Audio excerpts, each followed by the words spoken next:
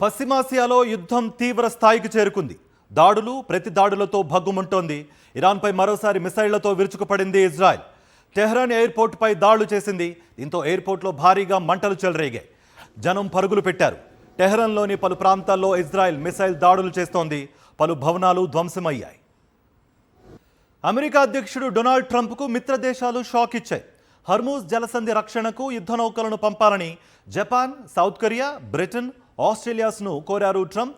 అయితే యుద్ధ నౌకలను పంపేందుకు ఆస్ట్రేలియాతో పాటు పలు దేశాలు నిరాకరించాయి. అటు వార్షిప్లను పంపాలా లేదా అన్నదానిపై జపాన్ ఆలోచన చేస్తోంది. దీంతో మిత్ర దేశాల తీరుపై ట్రంప్ అసంతృప్తి వ్యక్తం చేస్తున్నారు. నాటో కూడా సహకరించడం లేదని అక్కసు వెళ్లగెక్కారు ట్రంప్.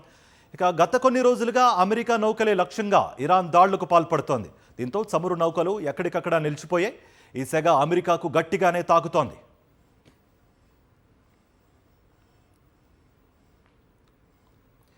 ఇజ్రాయెల్లో ఆందోళనలు ఉద్రిక్తంగా మారాయి.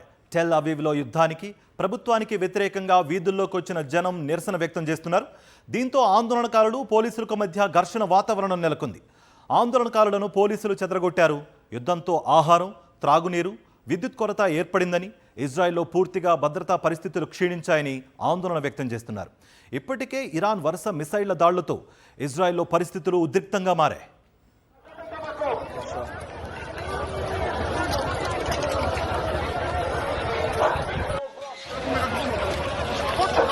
המשפחות שמתפנות מהבניין להגיע מתחת לעיר. המשפחות שמתפנות מהבניין להגיע מתחת לעיר.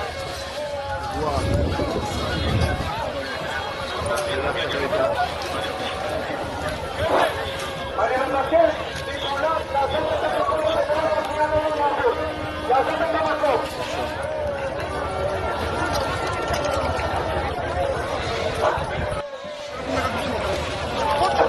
המשפחות שמתפנות מהבניין להגיע מתחת לעיר. המשפחות שמתפנות מהבניין להגיע מתחת לעיר.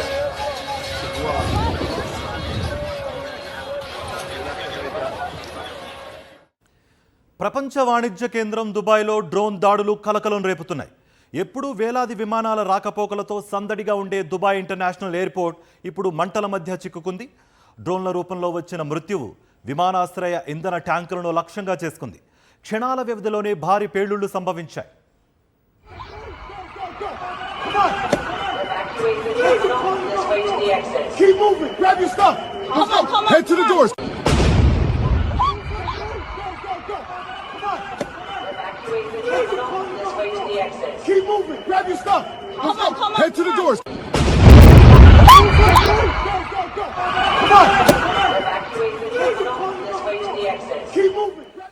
దుబాయ్ ఇంటర్నేషనల్ ఎయిర్పోర్ట్ బాంబ్ సౌండ్స్తో దద్దరిల్లిపోతోంది.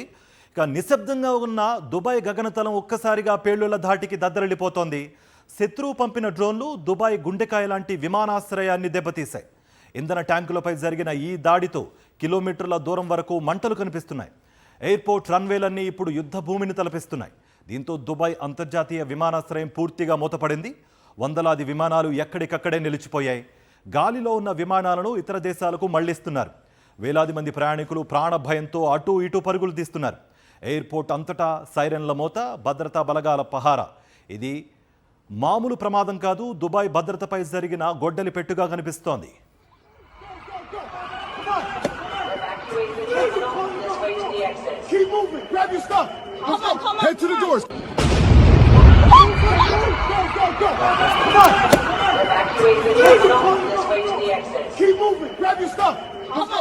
ప్రస్తుతం మంటలను ఆర్పేందుకు వందలాది మంది అగ్నిమాపక సిబ్బంది అక్కడ పోరాడుతున్నారు. అయితే పరిస్థితి ఇంకా అదుపులోకి రావడం లేదు.